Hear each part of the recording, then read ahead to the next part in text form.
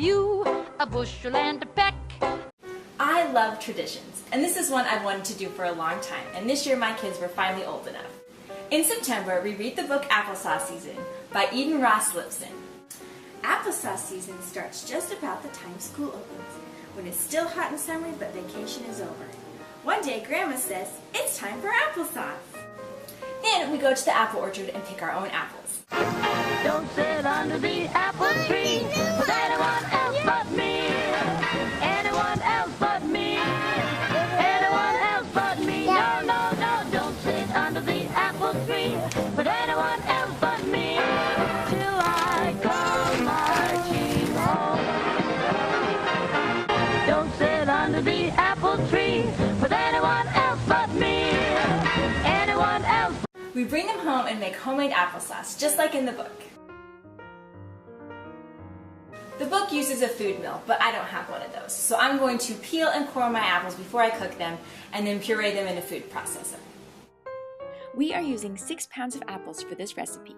In the book, they say there must be at least 3 kinds of apples in each pot of sauce for real flavor. So that's what we have.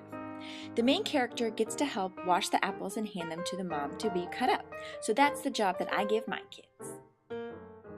After the apples have been washed, you'll need to peel, core, and cut them.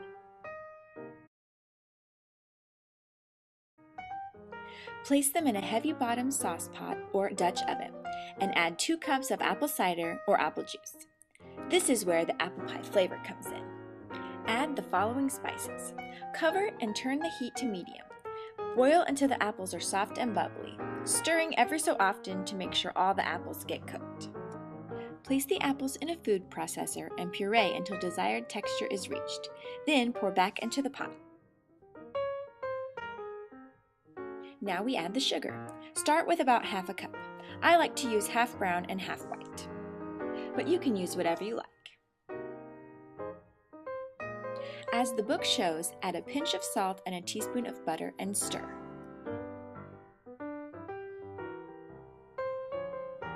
Then taste and make adjustments according to your preferences.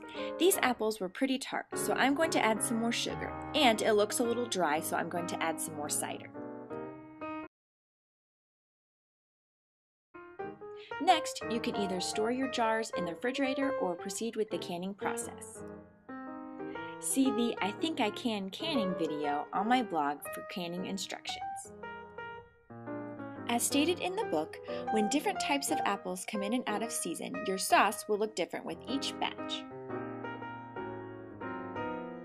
Now for the Wassail applesauce. Prepare 6 pounds of apples just like we did for the other applesauce and put them in your pot with 1 can of crushed pineapple and 2 cups of orange juice. I'm not a huge fan of cloves, so I just put in a pinch, but you could put in more. And 1 stick of cinnamon, because you know, wassail. Or you could just add a teaspoon of ground cinnamon. Cook them just like before and then puree them and add the butter, salt, and sugars. Then you can make the necessary adjustments for taste. Again, mine's a little dry, so I'm going to add some cider.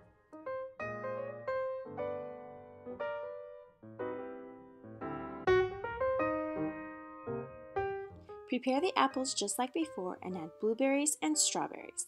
Instead of apple cider, I'm adding a berry juice.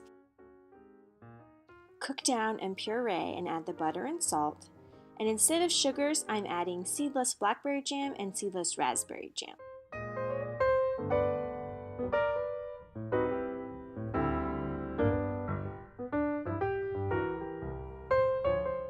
Prepare the apples and add 3 different types of grapes.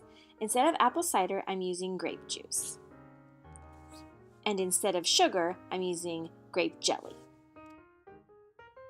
Feel free to leave as is, or you can add a little purple food coloring to make it a richer color. Enjoy! I love you, a bushel and a peck, a bushel and a peck, and a hug around the neck, a hug around the neck, and a